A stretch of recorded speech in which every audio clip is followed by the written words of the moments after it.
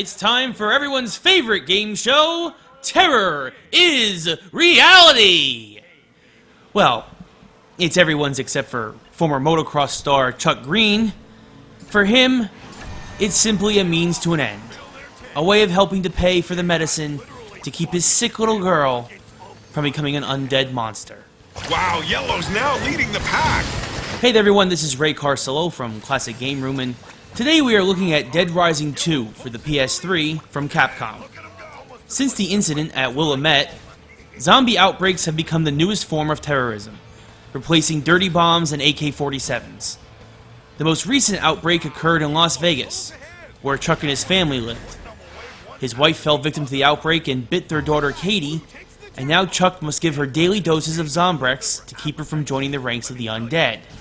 So, Chuck has traveled to Fortune City to take part in the latest pay-per-view craze, Terror is Reality. Here, Chuck must compete against 3 other humans against a legion of herded undead in various events. And as a regular winner on the show, Chuck makes sure that Katie is well taken care of. Yellow isn't playing around! Unfortunately, after his most recent victory, things go awry, as on his way to pick up Katie, a massive explosion rocks the Fortune City arena, and the zombie cages have been opened up. With flashbacks of Las Vegas plaguing his memory, Chuck must find and protect Katie, while also trying to clear his name as a mysterious figure has fingered Chuck as the most likely suspect.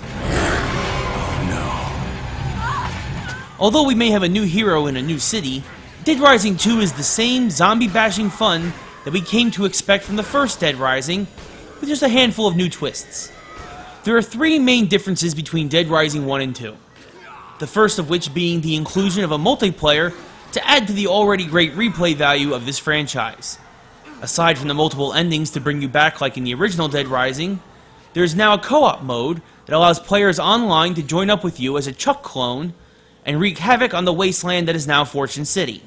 This makes for a much more fun experience as you get to bash zombies with friends, but also much easier when taking on various psychopath bosses that have survived the outbreak and see you as a threat. There's also a versus mode where you get to take part in the actual Terror is Reality game show. Each episode is broken down into 4 rounds of various zombie bashing goodness, from mowing down the undead in your slice cycle to sniping them from special perches.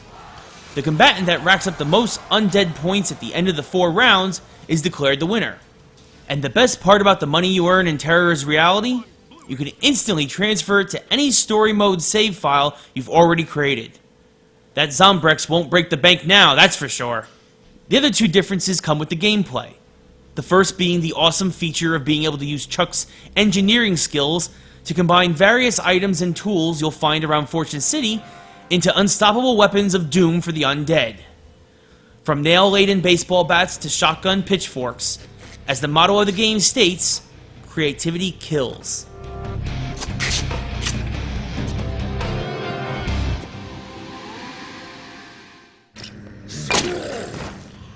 The last difference is, of course, having to return to the safe house every 24 hours to make sure your precious daughter Katie gets her medicine and doesn't become a zombie herself.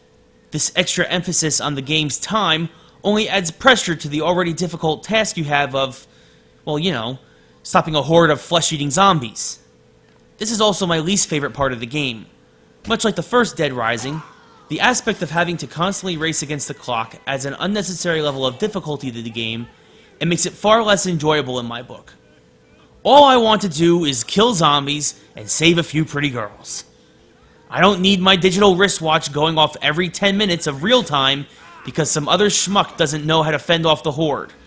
It also puts a limit on how much I can explore and level up Chuck. Of course, this adds to the replay value as the challenge of trying to save everyone and complete every mission while still finding time to create new methods of zombie slaughter is really what makes the game. Still, Fortune City, and the entire game for that matter, looks gorgeous. I'd really like to enjoy all of it and take it all in. You know, if I could, instead of just trying to run past everything that isn't mission-oriented. And speaking of the peripherals, they're simply top-notch all around. A great mood-setting score accompanied by purposely over-the-top voice acting and stellar sound effects, coupled with the already mentioned great graphics, makes this a joy for the senses. Dead Rising 2 picks up where its predecessor left off, and will have you chop till you drop if you simply can't get enough zombie bashing, and is a recommended buy for all fans of survival horror.